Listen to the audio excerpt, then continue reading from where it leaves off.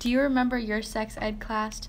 Most get theirs in 8th grade for 1 to 2 weeks, where a small group of people come in and talk to you about STDs and of the threats of having sex before marriage.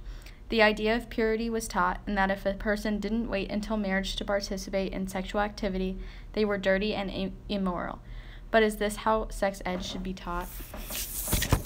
The problem is that abstinence-only sexual education, although used in 37 states, is not working. These are the states where abstinence-only education is used and heavily stressed. Now, 7 of those states are in the top 10 with the highest teen pregnancy rates. Since 1982, the federal government has spent over $42 billion on abstinence-only until marriage programs.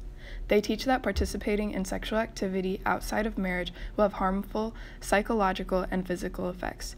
Teaches that refraining from sexual activity until marriage is the only morally acceptable option. Many abstinence-only programs do not provide information about contraception like condoms or birth control, usually a religious undertone.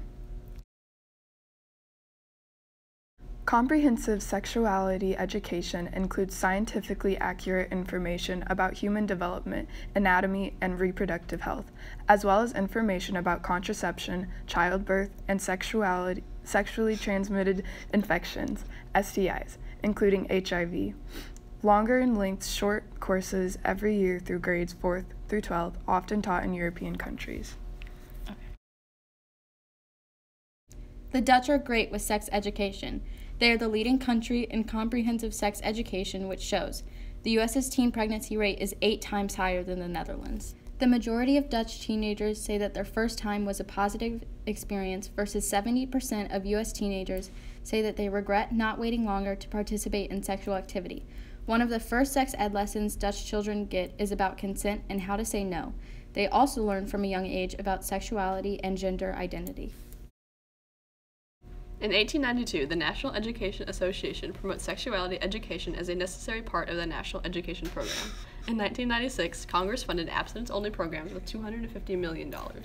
In 2008, 25 states rejected federal funding for abstinence-only programs because there was research that suggested it did not have an impact on teenagers. In 2010, the Obama administration funded $75 million into more comprehensive sexual education programs and stopped funding for abstinence-only programs. More recently, the Trump administration has proposed to increase abstinence-only program funding by $136 million. Only 13 states require information to be medically accurate. Indiana is not one of them. The states in red are the states that don't require sex education. Note that Indiana is included. These are the states that don't require HIV education.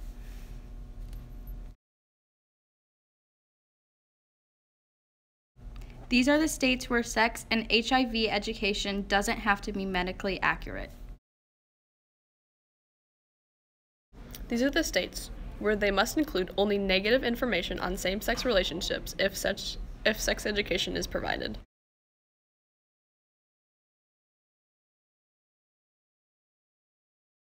This is a graph displaying the content of sex education in each state. Note that Indiana only has one box, and it is stressed abstinence.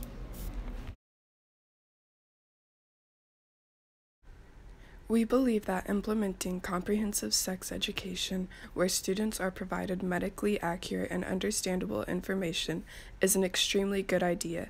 Abstinence-only programs have absolute no evidence to confirm that they are effective.